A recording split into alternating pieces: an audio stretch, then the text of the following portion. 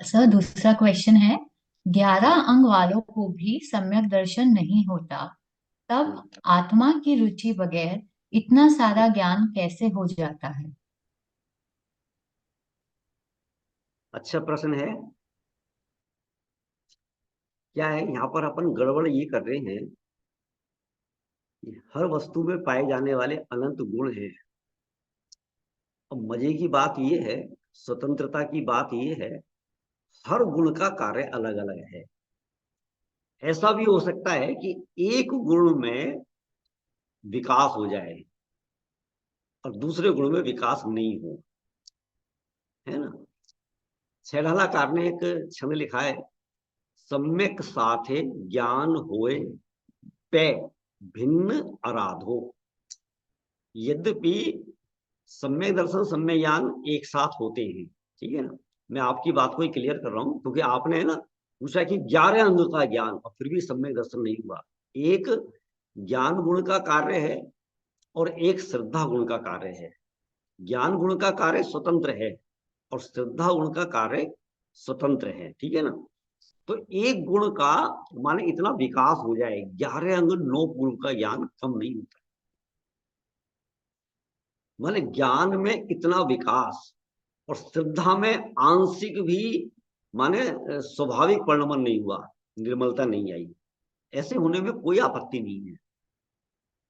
हम ऐसा सोच रहे हैं कि इधर इस एंगल से सोच रहे हैं कि 11 अंग 9 पूर्व का ज्ञान और फिर भी सम्यक दर्शन नहीं। अब इसका उल्टा कर दो, माने ज्ञान में इतना इतनी इतना इतनी कमी कि तुषमास भिन्नम जितना ज्ञान है, तुषमास भिन्नम इतना सा ज्ञान और केवल ज्ञान के नजदीक ले गया। सम्यक दर्शन की बात तो छोड़ो, ठीक है ना। ज्ञान इतना और सम्यक दर्शन नहीं हो रहा है, ये हमें आश्चर्य हो रहा है। माने आप उस एंगल से देखो कि ज्ञान बिल्कुल भी नहीं है, बिल्कुल भी नहीं है, और फिर भी वो केवल ज्ञान के नजदीक लेकर जा रहा है। इससे हमें ये पता चल रहा है कि प्रत्येक गुण का कार्य अलग अलग है, प्रत्येक गुण का परिणमन स्वतंत्र स्वतंत्र है। एक गुण से का एक गुण का परिणमन दूसरे गुण में सहयोगी नहीं है, निमित्त नहीं है, व्याप्ति नहीं है। तो जो टोटो दौलत राम जी ने कहा ना, सम्यक साथे ज्ञान होए पे भिन्न राधो, साथ होते हैं लेकिन दोनों भिन्न भिन्न हैं। क्यों भिन्न भिन्न है? लक्षण श्रद्धा ज्ञान। माने एक का लक्षण है श्रद्धा और दूसरे का लक्षण है ज्ञान। लक्षण श्रद्धा ज्ञान दुहु में भेद अभादो, माने दोनों में अत्यंत भेद है। अत्यंत भेद है माने ज्ञान गुण का कार्य स्वतंत्र है और श्रद्धा गुण का कार्य स्वतंत्र है। एक बात। दूसरी बात यह है कि जो अपन 11 गुण का ज्ञान कह रहे हैं ना, ये तो भाई सही मायने में आत्मा का कार्य नहीं है, आत्मा का ज्ञान गुण है ही नहीं। ये तो कर्म के अधीन है, ठीक है ना। जितना जितना कर्म का क्षोभम होता है, और वो कर्म का क्षोभम भी मेरे अधीन नहीं है। आप देखना, मैं आपसे एक बात कह रहा हूं कि 11 अंग 9 पूर्व का ज्ञान, ठीक है, हम क्या करें, कितना पढ़ें, कितने शास्त्र पढ़ें और कितने प्रवचन सुने कि मुझे एक अंक का ज्ञान हो जाए। एक अंक का, ओनली वन। बोलो, हम क्या करें, कितनी मेहनत करें, कौन सा शास्त्र पढ़ें, ठीक है। इससे पता चल रहा है कि ये काम मेरा नहीं है, ये मेरा कार्य नहीं है, ये कर्म के उदय का कार्य है। अब मैं एक बात कहता हूं कि आप है ना, तत्व विचार तत्व चिंतन जो भी हमारे आगम की आज्ञा है, आप सम्यक दर्शन करना चाहे तो ये मेरे अधीन है। सम्यक ज्ञान मेरा कार्य है, सम्यक ज्ञान रूप परमन करना मेरा कार्य है। लेकिन 11 अंग 9 पूर्व का ज्ञान ये मेरा कार्य नहीं है। ये तो क्या है, पहली बात तो क्या है कि सूक्ष्म ज्ञान के अधीन है। और दूसरी बात ये है कि ज्ञान का विकास बिना श्रद्धा के भी हो जाता है।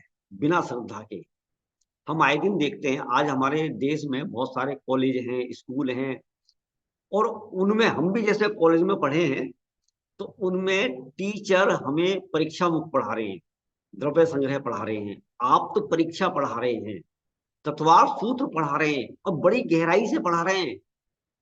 वो जैन नहीं है।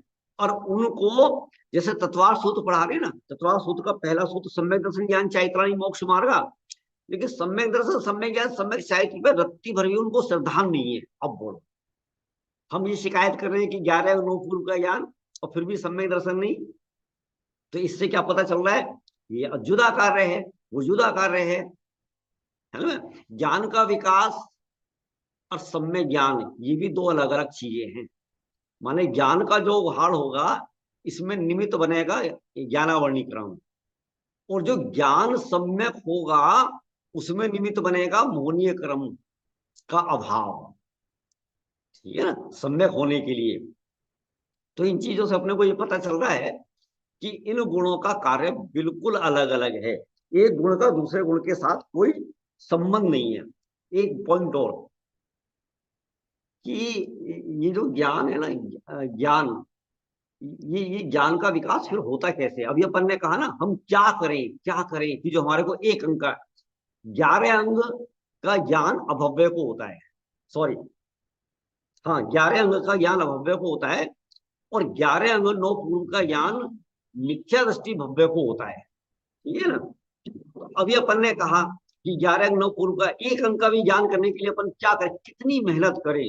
ये जीव है ना, ज्ञान को बढ़ाने के लिए कुछ भी कर ले, एड़ी से चोटी तक का जोर लगा ले, लेकिन नहीं बढ़ेगा, एक अंक का भी ज्ञान नहीं होगा। ये तो क्या है, पूर्व जन्म में इस जीव ने कोई विशुद्धि बढ़ाई हो, ज्ञान के क्षेत्र में कोई बहुत बड़ा जैसे क्या है कि दान दिया हो। जैसे कि हमारे सामने उदाहरण आता है कुंद कुंद के पूर्व भव का, ग्वाले का।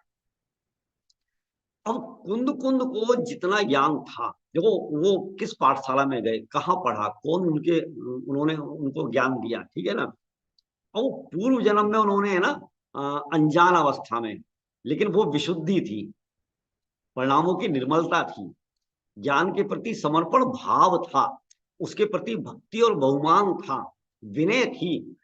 उसके बल पर अगले भाव में आचार्य कुंद कुंद को सहज उतना ज्ञान का उघाड़ हुआ, ज्ञान का विकास हुआ। तो 11 नौ पूर्व तो उसके अधीन है, अलग अलग चीज के अधीन है। ठीक है ना। तो हमें यदि ज्ञान के क्षेत्र में विकास करना है, इसमें एक बात हमारे सामने ये भी आ रही है कि हमें शास्त्र ज्यादा पढ़े तो हमारा ज्ञान ज्यादा हो जाएगा, ऐसा नहीं।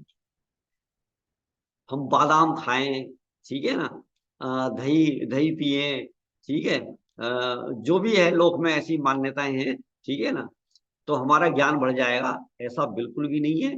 ज्ञान का विकास भी यदि करना है ना, तो विशुद्धि के बल पे होगा, आत्मा की रुचि पर होगा, तत्व के प्रति प्रेम पर होगा, ऐसा।